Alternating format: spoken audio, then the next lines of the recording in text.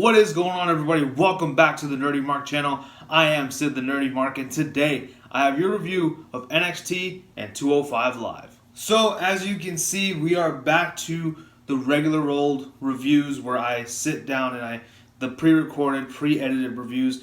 Just wanted to come back for that. Now things are starting to balance out between life and work and YouTube and stuff like that. So I figured why not go ahead and start spending a little bit more time on YouTube because I can. So I decided to bring this back. But if you did enjoy the live streams and whatnot, do not fret. They're not going anywhere. I still have live streams that I will be doing. I actually do have one this weekend to celebrate 200 subscribers on the Nerdy Mark channel, and that will be a very special live Q&A. Now, I already have a handful of questions that have already been asked to me by a few friends of mine, on social media and whatnot. But of course, you can still be a part of it. You can still ask me any question you want. Just click the video on the eye above my head or the link in the description below. Watch that video and leave a comment on that one, and I will for sure get to your question.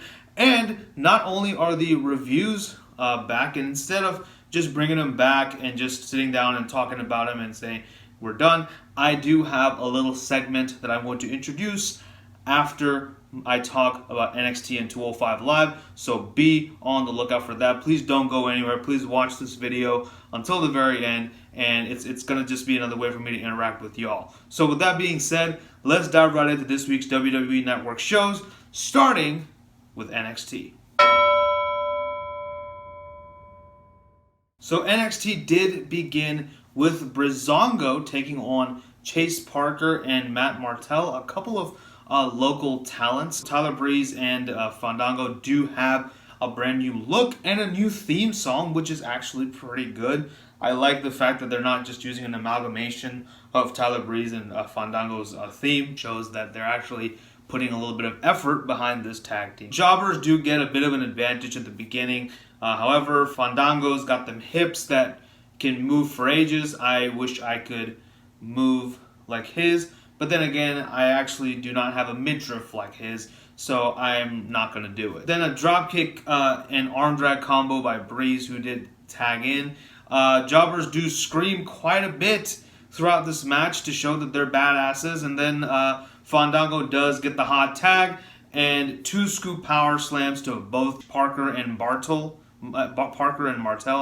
Fandango hitting a Falcon Arrow. Then Breezango, they hit their double team, which is known as the Fashion Faux Pas, to win the match. Not too bad here. I like the way that they're kind of establishing Breezango as a very viable tag team, and they could possibly be in line for the NXT tag titles down the line. Not just yet. I would like to keep them on Fish and O'Reilly for the time being, but definitely down the line, I would love to see Breezango versus Undisputed Era. That would be a match worthy of a takeover. We do have Velveteen Dream. Wait, hold on, sorry. The Velveteen Dream. My God, it feels so good to do that again. But we do have the Velveteen Dream, the North American champion, taking on Kona Reeves. But before that, we do cut to the parking lot where Io Shirai is beating to death Candice LeRae. She is beating her mercilessly with a kendo stick, and looks like this feud is still going on. The plot thickens, I guess. Let's move on to this match, Dream versus Reeves. Pretty good match here. Like this whole thing. I think this is a good matchup between these two. A lot of taunting by both men, especially by Kona Reeves, who does a lot of shouting as well, but he's actually shouting words and not just screaming. A lot of fast-paced action in this match. Dream connects with a dropkick. Reeves then responds with a bicycle kick, and he actually does get the control of this match for a while because of said kick. Both men do exchange punches later on, but Dream does quickly take over. Double axe handled by Velveteen Dream shortly after this. And then Dream follows up with 2 super kicks. Dream Valley Driver, 1, 2, 3. Velveteen Dream gets the W. Then after the match, we do see Roderick Strong on the Titantron, and he has with him the couch in which Dream comes in. The couch where he's got the 2 hot girls carrying the couch, and then he sits on it. Yeah, well, that couch has officially been burned, and Dream almost looks like he's about to cry. And you know what? I would too. That looked like a very expensive couch. I can just think of the amount of money that comes out of his fat paycheck that it would take to replace it. Next up, we have Tainara, no longer Tainara Conchi, just Tainara, taking on Bianca Belair, the EST of NXT. Belair early on did try to convert an armbar into a suplex, but Tainara did get her into a roll-up. Then both women definitely showing off their athleticism in this match, which was great stuff. I actually did enjoy this match quite a bit. Tainara then showing off a little bit more of a brutal side towards her, which is pretty cool. I mean, she kind of always showed that, but this time it was just taken up just a bit. Taken up a notch. Belair catches Tainara mid-air and hits a fall-away slam on the outside, which looked painful. Both women make it into the ring before the count of 10. Very high-stakes situation there. More athletic maneuvers by Bianca Belair. And finally, Belair hits her KOD finisher to win this match. So looks like there are title implications for Bianca Belair down the line. Now, I'm going to admit, this segment slash announcement kind of confused me. So they did show the promo package again of Rhea Ripley getting in the face of Shayna Baszler, and they said that next week Baszler and Rhea are going to have a match, and then William Regal announced that in 2 weeks there would be a triple threat between Mia Yim, Bianca Belair, and Io Shirai to determine who faces Shayna Baszler for the NXT Women's Championship. That confused me a little bit because I thought it was going to be Rhea Ripley who was going to challenge her for the NXT Women's title.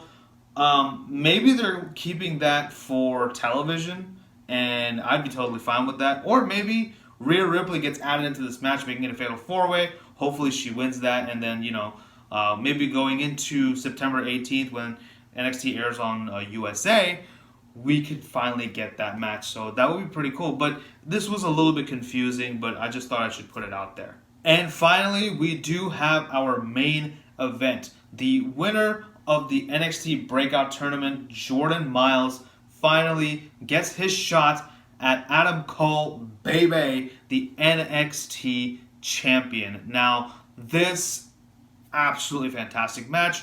Please do go out of your way to watch this. If they can give matches like this when NXT goes on USA, I will be a happy camper. And I have a feeling that they will because, Triple H is still pretty much going to be in charge. Cole does ooze a lot of confidence throughout this match, which was fantastic, as I would expect from Adam Cole. No matter what Myles tries to do, Cole just takes him back to Rest Hold City. Jordan does take advantage afterwards with a hip toss, and he in turn takes Cole to Rest Hold City. Drop kick by Myles, which was really cool. I love drop kicks, as you can tell. Cole then smashes Myles onto the ring post on the outside. Then Cole counters everything that Jordan brings. So yeah, I mean that was pretty cool, showing that Cole, even though he's a heel, he is still willing to fight, and he will still kick your ass. A strike fest ensues from both of them. We have Myles taking control, and this is where the match kind of started to pick up for me, because it was a bit of a slow burn in the beginning, because Cole did have the advantage for the large portion of this match.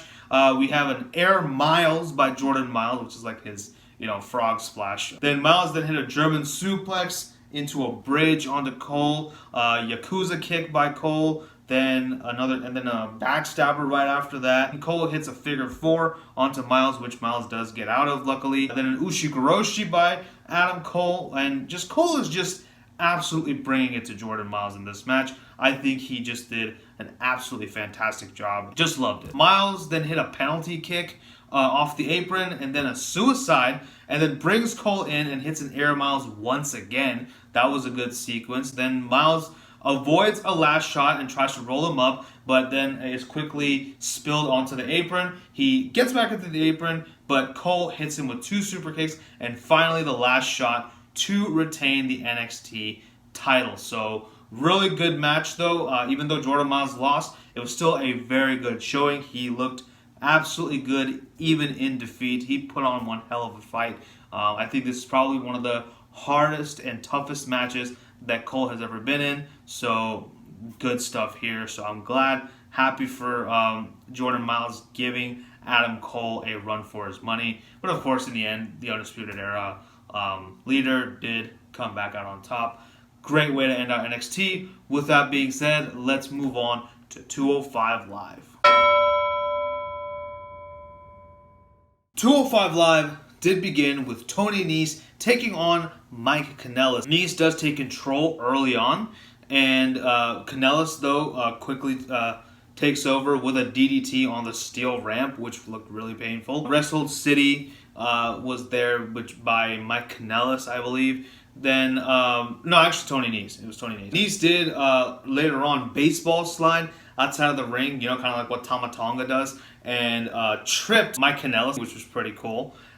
Interesting to see Tony Nese do that, but, we'll find out later on why he's changing up his moveset a little bit. Kanellis does kick Nese off the barricade from the ring. He flies out of the ring and kicks Tony Nese, who was hanging on top of the barricade. That's a pretty big distance, and that was pretty cool that he was able to cover that. Nese then hits a springboard moonsault, which always looks beautiful. Kanellis then hit a spine buster to Nese after a good sequence. Nese then follows up with a huge Hurricane Rana.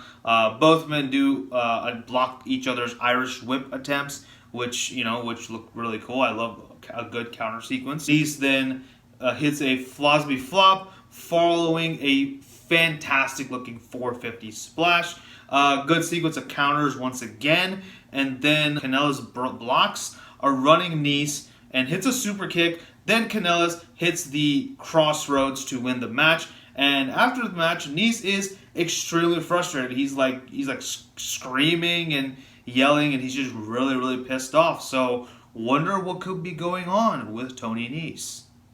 We then get Akira Tozawa and D. Brian Kendrick taking on a pair of local talent. We have two tag team jobber matches across both shows. Go figure. So some good. It's a decent match. It is what it is. It's pretty much one-sided. Tozawa and Kendrick do win, but after the match, Kendrick does call out Jack Gallagher, challenging him to a tag team match next week. So I wonder who Jack Gallagher's partner could be.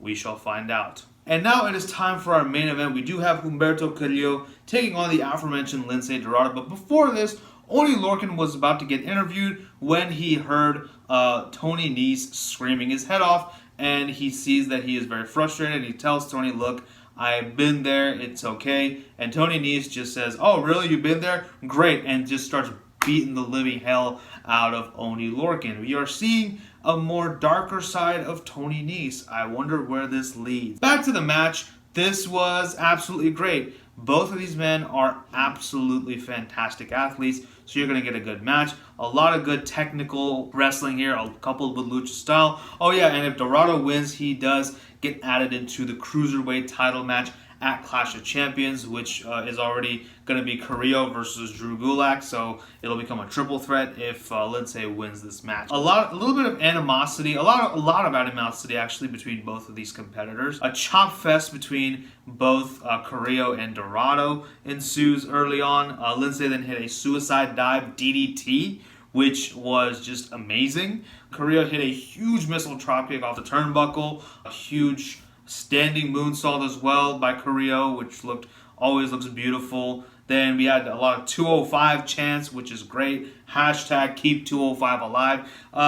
Carillo then counters a golden rewind, but Lince did hit an inverted Rana just for good measure. Carillo hits an interesting looking power bomb, so he kind of grabbed Lince in a very interesting kind of way. He kind of grabbed him by his arms instead of by his waist, so that was pretty interesting. Humberto was running towards Lince. Lince grabbed him and boom, hit the gut buster. Finally, Lince does hit a Hurricane Rana and rolls up Carillo to win the match. So really good stuff here. But as Lince is celebrating, Drew Gulak comes out of nowhere and starts beating the living crap out of Lince Dorado and points to Humberto Carillo and says, "This is what's going to happen to you." Humberto is just coming out like, WTF, bro, what the hell is going on? And then out comes Tony Nese and attacks Humberto Carillo. And now Drew Gulak and Tony Nese work together to beat the crap out of Lince, Dorado, and Humberto Carillo. So Tony Nese has officially turned heel once again after 6 months of being a babyface, which was interesting.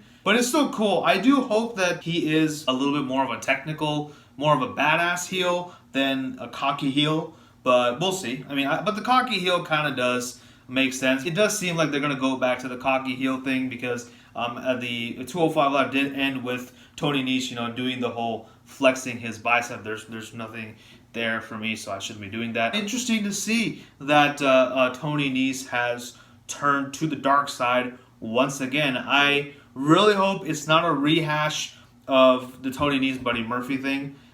Because I want to see something different. So that's it. Nothing wrong with the Buddy Murphy and Nese partnership.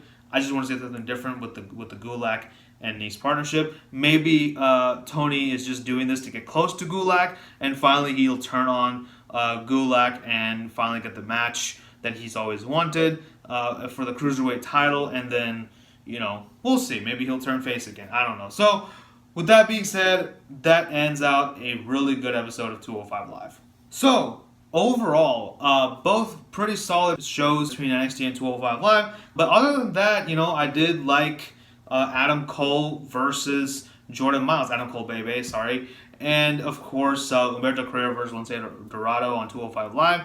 Especially including the Tony Nese heel turn. So, that was pretty cool. Looking forward to see where this angle goes. But, yeah, those were my matches of the night. So, if you did make it this far into the video, I am here to introduce my brand new segment called The Question Mark. Get it? The nerdy mark, the question mark, you get the gist. This segment is just me asking the viewers, that's you guys, asking you guys a question, and you guys can answer it in the comment section, and your answers could very well be featured on next week's video. I will share some of my favorite answers and on next week before we start the review, so that it's just a way for me to interact with you guys.